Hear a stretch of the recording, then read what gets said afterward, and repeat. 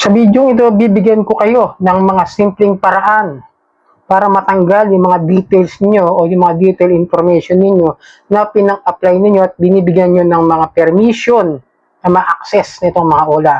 Mga paraan na yun, ito, papakita ko sa inyo para makatulong naman ako sa inyo para dyan sa mga nai-stress na sa mga ginagawang panghaharas at pang-aabuso nitong mga online lending app. Pero bago ang lahat, maglalambing po ako sa inyo na pakisuportahan po ang aking mga social media account, ang Facebook, TikTok at ang aking YouTube channel. At kung nakatulong sa inyo ang video ito, malaking tulong po yung simple yung pag-like, malaking tulong po yung simple yung pag-share at para updated sa mga usapang online lending apps, pakihit lang po notification bell. Disclaimer, hindi po ako nanghihikayat na mangutang kayo dito sa mga online lending apps. Ako po ay nagbibigay lamang po ng payo, gabay at patnubay kung paano nyo haharapin ang mga suliranin na ginagawang paglabag sa abusive but fair debt collection practices ng mga online lending apps. At hindi po ako nangungonsinti na huwag magbayad ng utang. At hindi rin po ako abogado. Ako po ay simpleng mamaya na kagaya ninyo, nagre-report lang din po ng mga abusive but fair debt collection practices nito mga online lending apps. Okay? No, etong paraan na to, hindi ko sasabihin na 100% na mawawala yung utang ninyo doon sa mga OLA ha. Ito tatanggalin lang natin yung mga details, yung mga information, yung mga files, yung mga setting accounts, yung mga databases na kinuha nila sa atin, na binigyan natin ng permission na ma-access nila. Okay? Para in the future, just in case, wala na ho silang makukuhang info o details diyan sa ating mga cellphone na pinayagan natin maka-access dahil nga kailangan nilang ma-allowed muna bago tayo makautang sa mga to at yun yung kanilang collateral na ginagawa para lamang tayo makapag-loan. At ito yung paraan para matanggal naman natin yung information details dito sa mga OLA, okay?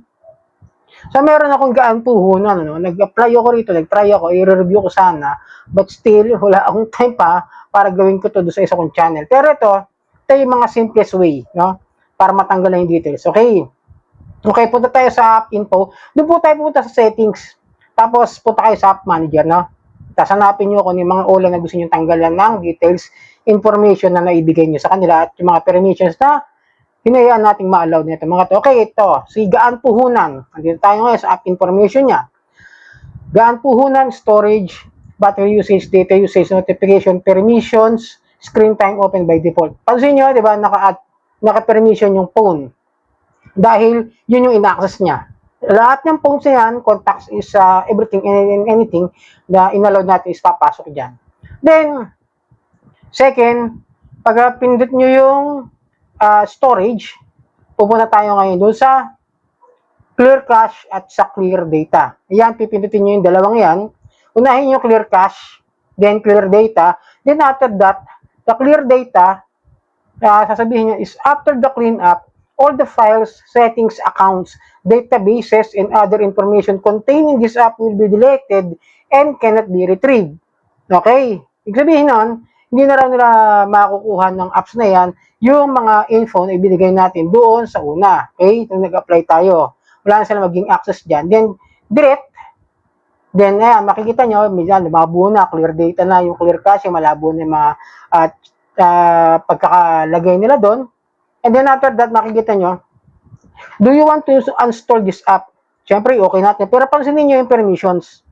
No permission granted. Sabihin, naka-block na yan. Meron ng automatic blocking system yung ating phone na hindi na nila ma-access anytime na bubuksan yung app na yan.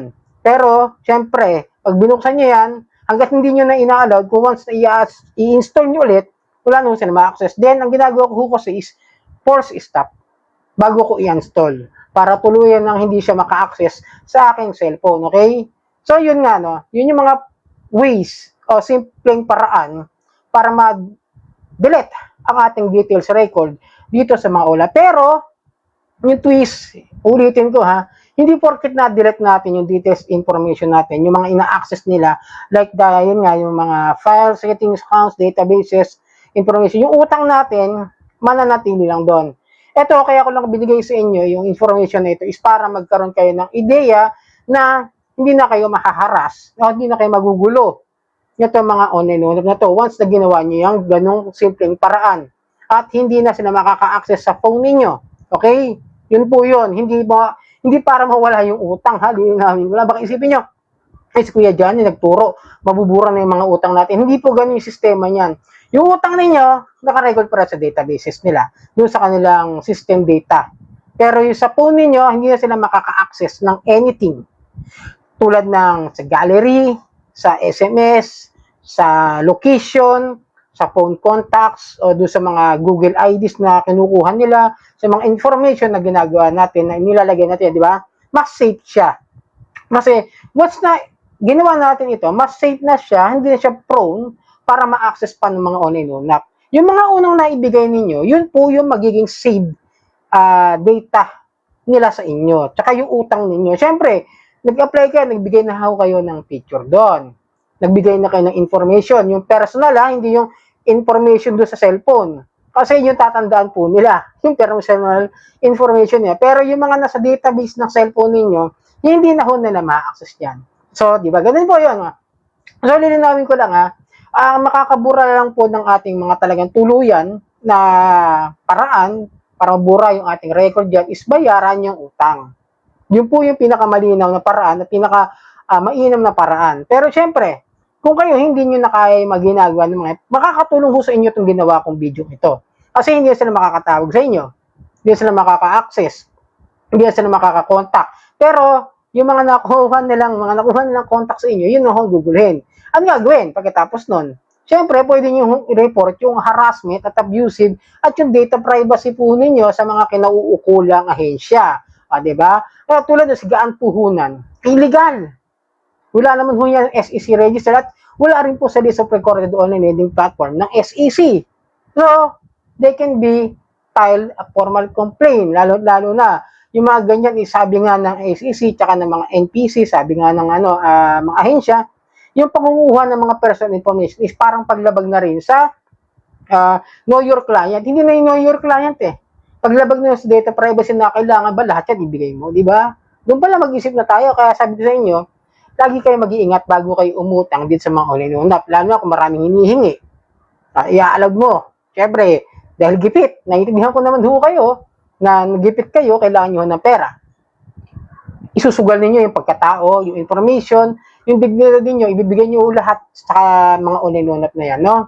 At magiging abusive pa, dahil illegal pa sila.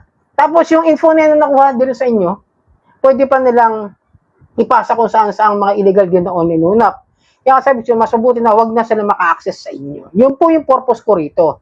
Hindi na sila maka-access sa informations na may ilalagay nyo pa. Ngayon, dahil malinis na yung phone ninyo, pilitin nyo wag na kayo mag-loan dito sa mga online unap, lalong-lalo itong mga illegal. Pero kung malakas ang loob ninyo, gusto nyo i-farm, it's up to you.